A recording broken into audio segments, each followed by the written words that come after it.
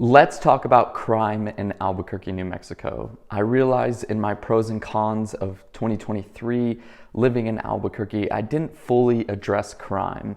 And for some people, it's a little bit more of a concern. So I felt, let's look at the data. Let's take an objective perspective because I've always had a subjective perspective, right? I was born and raised in Albuquerque. I feel like I've lived in almost every area from the South Valley to the West Side to Rio Rancho, up in the Northeast Heights, in the North Valley, in Nob Hill. I've also recently, in the last couple of months, run almost all over Albuquerque, the West Side, down along the river in the North Valley, down along the river to the South Valley, all the way from Old Town to Gibson. I've ran up in the Heights. And, during my college days and even over the last few years, I've walked all over Nob Hill, downtown, and again along the river in the valley. So I've experienced Albuquerque in almost every way, and I would love to give my opinion on it, but that may not be helpful for you. So let's look at the data, let's look at the trends, let's really see what's going on in Albuquerque. Okay, so this data is pulled from the Albuquerque Police Department. This is their reporting for the years 2018 through 2021. We're also going to look at year 2022 here in a second, but I want to note that this shows that crimes of the Group A, which we will go through what Group A exactly is, has been on a decline from about 75,000 in 2018 to 66,000 in 2021. Now, Group A crimes against property summary. I've highlighted the areas that have increased, but all of these other ones have decreased from 2018 to 2021. So fraud has increased, which I find really interesting. All of these other ones, I'll give you a second to go through these. Motor vehicle theft, stolen property, they've all decreased over time and the trends are going down. Now these are the Group A crimes against society. You can read through these, the drugs. What's interesting is that the weapons law violations have gone up. I don't know if there were law changes. That's something that we should look into that make, different laws for getting weapons. Pornography, obscene material has gone up.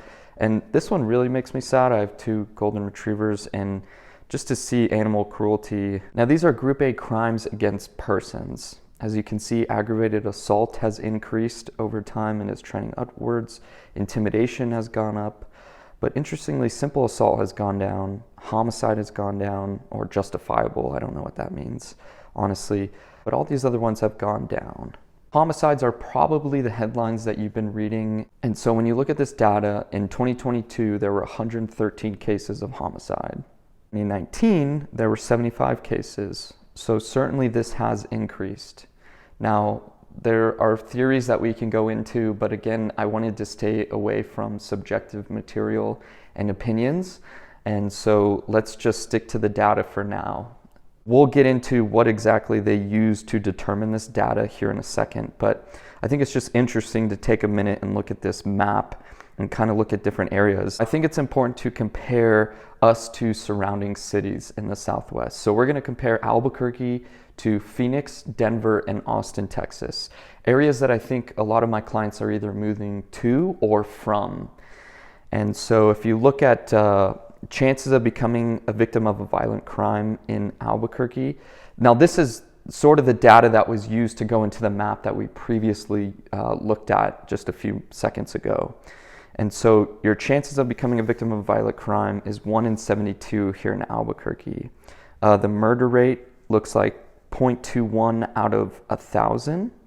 Chances of becoming a victim of violent crime in Austin is 1 out of 191, and murder is 0.08 out of 1,000. In Denver, 1 in 103. Murder rate is 0.14 out of 1,000. Phoenix, I don't know why they haven't reported data on murder and some of these other crimes, but 1 out of 118 chance. So if we go back to Albuquerque and look at a chance of 1 in 72, we are a little bit higher than the surrounding areas. Now let's look at becoming a victim of property crime. So in Albuquerque, the chances are 1 in 23. The burglary is 7.73 out of 1,000. And you can look at these other statistics really quick. In Austin, your chances are 1 in 28, and burglary is 4.99 out of 1,000. Denver, 1 in 17 chance, or 8.21 burglary out of 1,000. And finally, Phoenix, again, they haven't reported these, but your chances are 1 in 29. So interestingly, the property crime data shows that we are better than Denver, but we're not quite as good in those areas as Austin or Phoenix. Now that's the data on crime in Albuquerque. I hope it was a better summation than I gave in my pros and cons video of living in Albuquerque.